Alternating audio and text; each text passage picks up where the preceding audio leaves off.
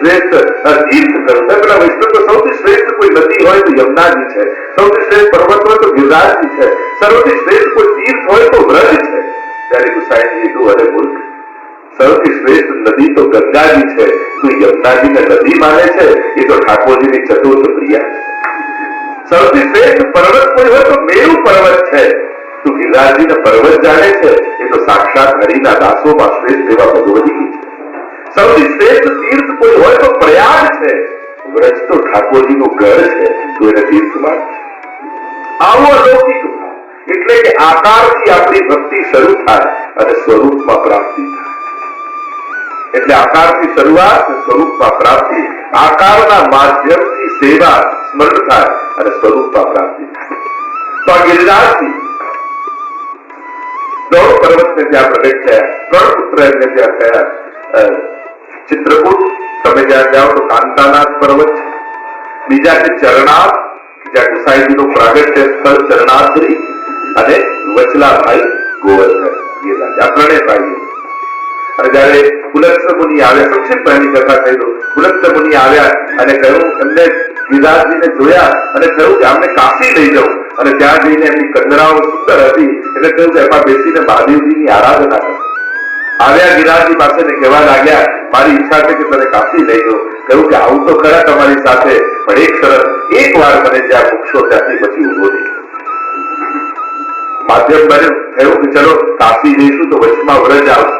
ગિરિરાજજીને થયું અને મારું પ્રાગટ્ય તો વ્રજમાં વાસ કરવા માટે થયું. યોગ બળે ઉપાડ્યા ગોવર્ધન પર્વતને, ચાલવા લાગ્યા કાશી તરફ. વ્રજ મંડળ આવ્યું અને ગિરિરાજજીને થયું કે હું તો અહીંયા આવવા માટે પ્રગટ થયો છું. અને પોતાનું વજન એટલું વધાર્યું ગિરિરાજજીએ કે ઉચકી ન શક્યા, પધરાવી દીધા. અને નિત્ય કર્મથી નિવૃત્ત થઈ ફરી ગિરિરાજજીને લેવા આવ્યા ત્યારે કહ્યું કે હું તો વચને બંધાયેલો છું, એક વાર મને જ્યાં પધરાવશો ત્યાંથી ઉભો નહીં થયું. આજુ ક્રોધ ઋષિને શ્રાપ આપ્યો છે કે તે મારી જોડે છલ કર્યું અહીંયા આવવા માટે, તને શ્રાપ આપું છું, રોજ તલ ભરતું કરીશ. ગિરિરાજે વિચાર કર્યો કે જ્યાં સુધી પ્રભુની લીલાઓ છે ત્યાં સુધી તો હું તલ પર રહીશ, પણ જયારે કલયુગ સર્વોચ્ચ અવસ્થાએ આવશે તો હું વિરોધા. એટલે આપણે ત્યાં કહ્યું, જબલગ યમુના ગાય ગોવર્ધન, જબલગ ગોકુલ ગામ ગુસાઈ, તબલગ કલયુગ નાય. બીજા બધા માટે ભલે કલયુગ ચાલતો હોય, પણ આપણા ભક્તો કહે છે વૈષ્ણવ માટે ત્યાં સુધી આ ભૂતલ પર કલયુગ નથી. જબલગ યમુના ગાય ગોવર્ધન, જબલગ ગોકુલ ગામ ગુસાઈ, જબલગ ભાગવત કથા રસ, તબલગ કલયુગ નાય. જ્યાં સુધી આટલા તત્વો આ ભૂતલ પર છે ત્યાં સુધી કલયુગ કરતો અને આમાંથી કોઈ એક તત્વને પણ પકડે તો कलयुग की तरह એટલે તો कलयुग में सब धर्म के द्वारे रोके आए, श्री वल्लभ खिड़की प्रेम की निकस जाए तो कलयुगમાં જયારે બધા દ્વાર બંધ થઈ જાય. આ કલયુગ છે ને એટલો હોશિયાર ખલ ગરમેડી છે. આ કલયુગમાં કોઈ ગાળો બોલતું બોલતું નહીં આવે, શ્લોકો બોલતું બોલતું જ આવે, છેતરી જશે. આ બધા જાતે બહુ મોટા વર્ગ વધી. આ કલયુગની વિકટતા એ સતયુગમાં કોઈ ખરાબ હોય તો ખરાબ દેખાય. કલયુગની તકલીફ એ છે ખરાબ હોય સૌથી સારો થઈ પડતો હોય. આ તકલીફ છે ખલતરપીડી, આને ઓળખવું અને એટલા માટે બચવું કઠિન થઈ જાય. આ કલયુગમાં એટલે બહુ સાવધાન છે.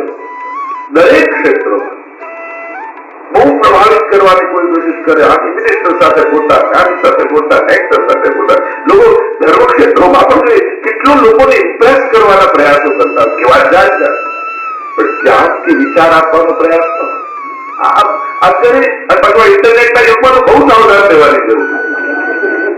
દાખલા જુઓ, પગે લાગુ, અરે આ ત્યાં જાય છે ત્યાં નથી આવતા.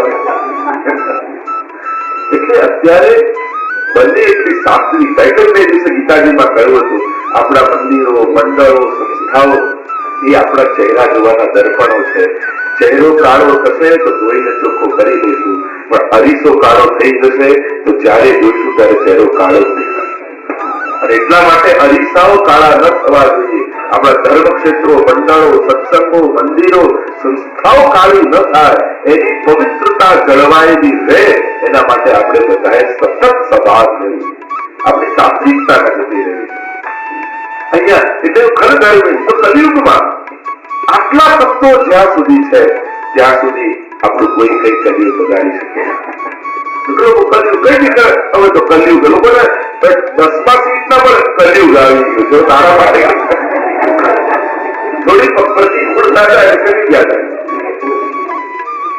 આપણે જો સત્સંગ કરીએ ઘરે સેવા બિરાજે, જેના ઘરે સેવા છે ત્યાં કલિયુગ નહીં પણ સારસ્વત કલ્પ ચાલે. કારણ એ સારસ્વત કલ્પની લીલાઓ જેના ઘરે રોજ ત્યાં મંગળા થતા હોય, પ્રભુને ભોગ ધરાતા હોય, પ્રભુ જ્યાં બિરાજતા હોય, અષ્ટ સખાની વાણી ગવાતી હોય, ત્યાં કલિયુગ તો બહાર દરવાજે હાથ જોડીને ઉભો હોય કે મને દર્શન મળી જાય તો સારું. આપણે ત્યાં તો ગોવર્ધનાખ્યાન લક્ષ્મી મન પામ્યા રડી, એટલે 8મા આખ્યાનમાં ગોપાલદાસજી કહે કે લક્ષ્મીજી પણ એના દ્વાર પર ઉભા હોય છે. કેમ કે સેવા કરતા કરતા કઈક જરૂર પડે ને કોઈને અવાજ લગાવે અને પેલો જાય એના પહેલા હું દોડતી જઈ અને ઠાકોરજીની સેવામાં પહોંચી. આ ભાવ પુષ્ટિ માર્ગની મહત્તાનો છે. અહીંયા તો લક્ષ્મી મન પામ્યા રડી, લક્ષ્મીજી પણ લાલાઈ છે. તો એવો આ દિવ્ય માર્ગ મહાપ્રભુજી આપણને આપ્યો છે. અને એટલા માટે જ્યાં સુધી આટલા તત્વો ભૂતલ પર છે ત્યાં સુધી કલિયુગ નથી. અને એટલા માટે જયારે ગિરિરાજજી પધાર્યા ત્યાં વ્રજમાં શ્રાપ લાગ્યો તો ભાગવતજીમાં એક સંશોધન કરવાની. આજે બપોર ચિંતન કરતો હતો ભાગવતજીનું. મને કહ્યું કોઈ ભાગવતજી ભણતું હશે કે ટોપિક આપ્યું કે ભાગવતજીમાં આપેલા શ્રાપ અને ભાગવતજીમાં આપેલા વરદાન, એના ઉપર રિસર્ચ કર્યું કે ક્યાં ક્યાં કોને શ્રાપ લાગ્યા અને ક્યાં ક્યાં કોને વરદાન લાગ્યા. આપણે જયારે સમજાવટ કરતો આપણને જુદા જુદા ચિંતનો થાય એવા ઘણા ટોપિક્સો ઘણા લોકો જે અધ્યયન કરતા હોય એને આપી તો એને વધારે આનંદ આવે તો એના પર રિસર્ચ કરી. તો ક્યાં ક્યાં વરદાન અને શ્રાપ, મોટા ભાગના આપેલા શ્રાપ એ વરદાન નીકળે અને ઘણી બધી જગ્યાએ મળેલા દેવતાઓના વરદાન શ્રાપ જેવા નીકળે. તમે જેમ દશમસ્કરની કથામાં આવો તો જયારે ઠાકોરજી ઉખલ સાથે બંધાયા અને નંદાને આંગણામાં પરિભ્રમણ કરી રહ્યા છે, બે વૃક્ષો છે અને વચમાંથી ઠાકોરજી નીકળવા ગયા અને કડાક દઈને જોર થયો અને નલકુબર અને મણિકીર કુબેરના પુત્રો પ્રગટ. કારણ એમને ત્યાં ઋષિનો શ્રાપ લાગ્યો હતો. કારણ કે જયારે સ્નાન કરતા હતા અપ્સરાઓ સાથે સંત પધાર્યા એની મર્યાદા ન રાખી. એટલે જ આપણે ત્યાં સંતો આચાર્યો મહાત્મા પ્રભુ આ બધાની સામે હોઈએ તો કેવી મર્યાદા, કેવું રિસ્પેક્ટ આપણે જાળવવું જોઈએ. કમથી કમ ઠાકોરજી આગળ હવેલીમાં તમે હો, સત્સંગ મંડળમાં ત્યારે બહુ જ રિસ્પેક્ટ અને ધ્યાન રાખી કે પ્રભુ સામે છે. એટલે જ આપણે કહે કે આવા કપડા પહેરી જવું, આવા કારણ કે વસ્ત્રથી પણ રિસ્પેક્ટ આપી છે.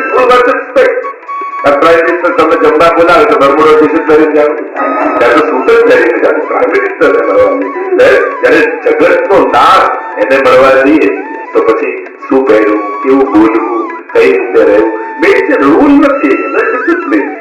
એ ડિસિપ્લિન રાખી આપણે સામેવાળાને રિસ્પેક્ટ આપીએ છીએ. તેમજ જયારે સત્સંગમાં ઠાકોરજી આગળ પ્રથામાં જયારે કેવી રીતે રિસ્પેક્ટ સાચવવું, બસ એનો આ પ્રકાર છે. આમાં કોઈ ધર્મશાસ્ત્રના કાયદાઓ નથી. આપણે આ વ્યવહાર છે, ડિસિપ્લિન છે. તેમજ જયારે રિસ્પેક્ટ ન રાખ્યું, શ્રાપ લાગ્યું કે જાઓ તમારી મતી જળ છે તો જળ થઈને પડો, વૃક્ષો થઈ જાઓ. હવે એટલે થયું કે અમારાથી અપરાધ થઈ ગયો, ક્ષમા માંગી. આપ્યો કે શ્રાપ, ક્ષમા માંગી તો કહું જાઓ તમારું ઉદ્ધાર ભગવાન છે. તો એ શ્રાપ વરદાન બની ગયો કે સ્વયં ભગવાને નલકુબર અને મણિગ્રીવને ત્યાં મુક્ત કર્યા. તો એ શ્રાપને કારણે અહીંયા ભગવાનનો દર્શન થયા અને ભગવાનનો સ્પર્શ થયો, ભગવાનની સ્તુતિ કરીને અખંડ ભક્તિને પામી. હવે એ વિચારો વરદાન હિરણ્યકશ્યપુને બ્રહ્માજી વરદાન આપ્યા, તથાસ્તુ. દિવસે ન મરે, રાત્રે ન મરે, ઘરમાં ન મરે, બહાર ન મરે, ઉપર ન મરે, નીચે ન મરે, 12 મહિનામાં ન મરે, પશુથી ન મરે, નરથી ન મરે. મળ્યું વરદાન પણ કેવું શ્રાપ જેવું બની ગયું. હવે તો હું જ ભગવાન છું તો પછી એનો વધ કરવો પડ્યો ભગવાન. તો ઘણી વાર લાગતા શ્રાપ પણ આશીર્વાદ હોય છે અને મળેલા વરદાન પણ શ્રાપ રૂપ હોય છે. એટલે જીવનમાં ખાલી હાથમાં મળ્યું એમ જ નહીં માન્યું કે મળી આશીર્વાદ સારા આશીર્વાદ આપજો તો આ ખરાબ હોય સારા જ હોય. લોકો સારા આશીર્વાદ આપો આશીર્વાદ સારા જ હોય. જુદા ટાઈપ ના હોય કે થોડા સારા, વધારે સારા, ઓછા સારા, 50% પાવરના, 25% પાવરના આશીર્વાદ પણ એ મેળવવાના હોય, માંગવાના ન હોય. જીવનમાં ઘણી વસ્તુ મેળવવાની હોય છે. માંગવાની નથી હોતી, એ તો પામવાની હોય છે. તો એ પામી જયારે હૃદયથી નીકળે તો મૂળ વાત જેવું કહી રહ્યો છે કે ગિરનારજી જયારે પધાર્યા અને શ્રાદ્ધ લાગ્યો કે રોજ તલભર ઘટશો, કહ્યું કે મને ઠાકોરજીની સેવા મળશે તો બધા શ્રાદ્ધ મારા માટે આશીર્વાદ લો. એટલા માટે આપણે ત્યાં સેવા સૌથી સર્વોપરી છે. એમાં પછી ભલે અપમાન વેઠવું પડે, દ્વેષ વેઠવો પડે, કોઈ પણ વિપરીત સંજોગોમાં પણ સેવા વૈષ્ણવે ચૂકવી નહીં. ચલો સખી સૌતક के घर जइए मान मिले तो कहाँ घट जइए पी के दर्शन पई. चलो सखी सौतक के मान घटे तो कहाँ घट जइए. આપણે તો ભગવતીઓ ગાયું ચલો સૌતક જ કહે છે, બધા અપમાન કરશે ને પ્રભુના દર્શન તો થઈ જશે. તો એ સેવા એ સૌભાગ્ય છે, કોઈ પણ સંજોગોમાં છોડવું. ઘણી વાર લોકો લૌકિક અલૌકિક માટે એક વાતમાં મૂકે તો હવે હું સેવા નહીં કરું, હવે મારાથી આ નહીં, હવે હું આ નહીં કરું. પણ છોડ્યું તો છોડનારને જ નુકસાન છે. એટલે બધું વેઠી બધું સહન કરીને પણ ભગવત નામ છોડવું નહીં, આપણને પ્રેરણા શીખવાડી.